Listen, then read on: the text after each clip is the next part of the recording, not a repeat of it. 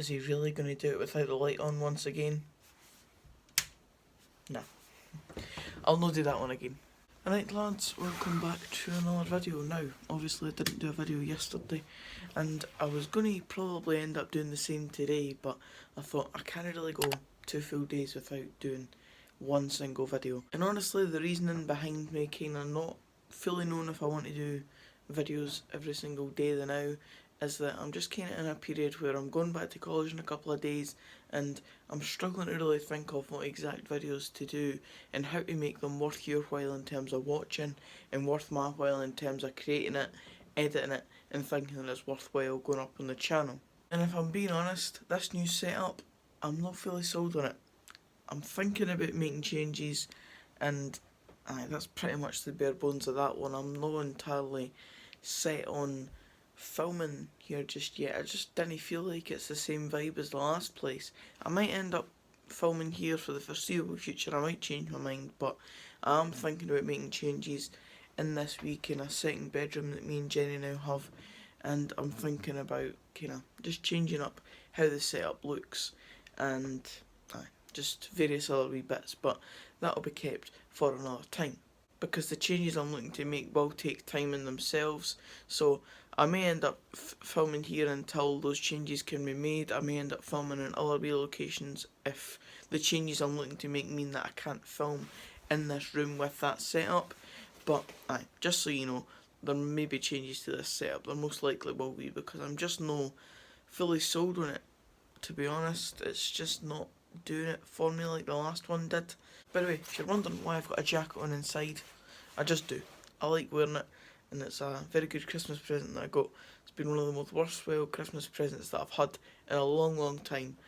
Comfy as anything jacket, so don't question why I'm wearing a jacket inside, please. But a lot of things have happened in the last few days in the transfer window, of course, which has just opened. There's big rumours that Andy Ryan will be leaving Dunfermline to go to Airdrie on loan, which is the same club that we have another striker on loan at, which is Callum Smith. Now, if he goes to Airdrie, does Callum Smith then come back from Airdrie to us to give us a different option for the second half of the season? It would make the most sense to me if the Andy Ryan deal does indeed go through, because it looks likely to go through, and especially considering how he's been treated in recent weeks in terms of not even making the 18 squad for a game day. So I would expect him to join Airdrie, or I'd expect him to not be a Dunfermline player past the January window, and the most obvious destination for him would be his former club where he scored all those goals, especially considering they're going for promotion in League 1 as well. It will certainly boost their promotion hopes. In terms of other news for the mighty Dunfermline Athletic, we've lost our loanees except Greg Kilty so far. That's the only one that's definitely not confirmed to have went back. Obviously Josh Coley's been out of the picture for a while now. I wouldn't expect to see him back. I just don't really see the point, considering we've been without him for so long that it just wouldn't really make much of a difference if he came back or not now. But in terms of Anthony McDonald and Harry Cochrane, they went back to Hearts. Expected, not really too fussed. I'll get over it. Greg Kilty is the one that I do indeed want to keep though. He's a class player for this level of football. He's out of contract in the summer at Kilmarnock, so he's not got a long-term future secured yet, and it would be very nice for us to get the last 6 months of his Kilmarnock contract and then have a look at signing him in the summer, because I do think that he's a very good player for this level of football. There's no doubt that he's one of our better players when he's on the field of play. So I would want to see him extend his loan deal until the end of the season, and as I said, in the summer we could possibly look at a permanent move for him. In terms of ins for us, we have to bring in forward players now. Although we brought in Ethan Ross, who is a forward player, we need more than that. We now need one striker, if not two. If Callum Smith comes back in place of Andy Ryan, then we definitely need one striker. Some people would still argue we need two. And obviously, another thing that Dunfermline fans believe we need is a goalkeeper, an experienced goalkeeper. And to be honest, I don't know if there's any better pick than Jamie McDonald at the moment. If we could get him in on loan from Kilmarnock and Greg Kilty, that would be a fantastic piece of business for us. And I'd be very thankful to Kilmarnock as well, because they'd be giving us two class players. But I just don't know if we can get that Jamie McDonald deal over the line if we were in for him. He's the obvious pick for an experienced goalkeeper if we're even in the market for one. Obviously fans think we need one, but Does Stevie Crawford and the management team? Not too sure. It would be the obvious thing for me because I don't think our goalies are really up to it. Scully should be an experienced choice, but he's not really. Mid-20s now, getting on in his career. He's never really fully put down a starting place at any club he's been at, except from his first loan spells at Dunfermline about 5 years ago now.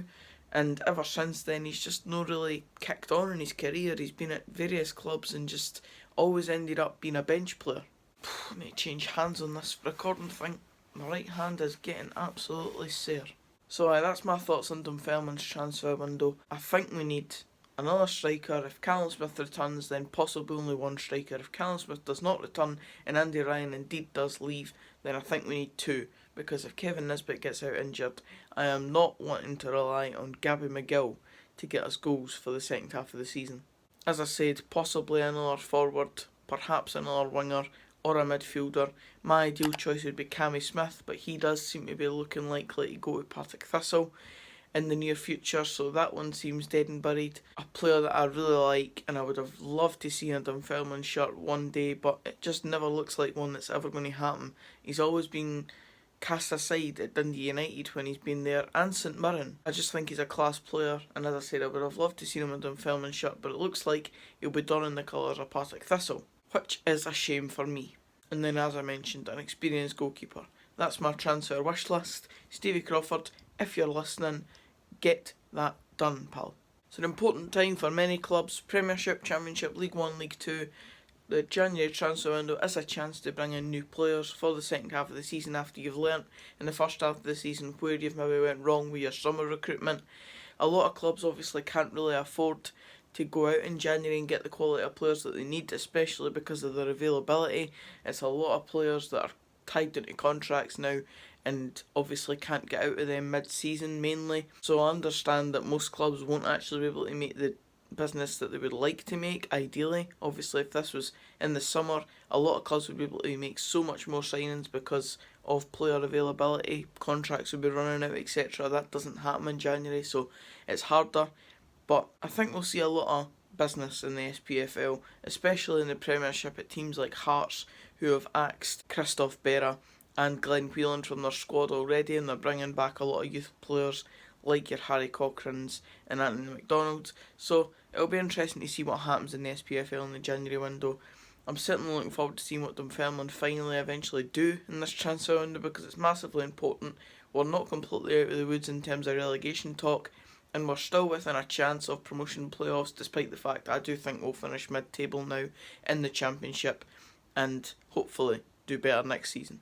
I just wanted to do a wee video of the day for yous. Hopefully I'll be back with better content very soon. Predict the 6 will be back this week, so that should be good content for you, and I've made a few changes to how that looks and how we film it, etc. So look forward to that in the next few days. And that's it for this video. So if you did enjoy it, please give it a like, comment down below your thoughts on the January transfer window. Who do you want to see your team bring in, get rid of, etc, etc. Subscribe for more of this type of content, and until the next video, I'll see you then. Cheers guys.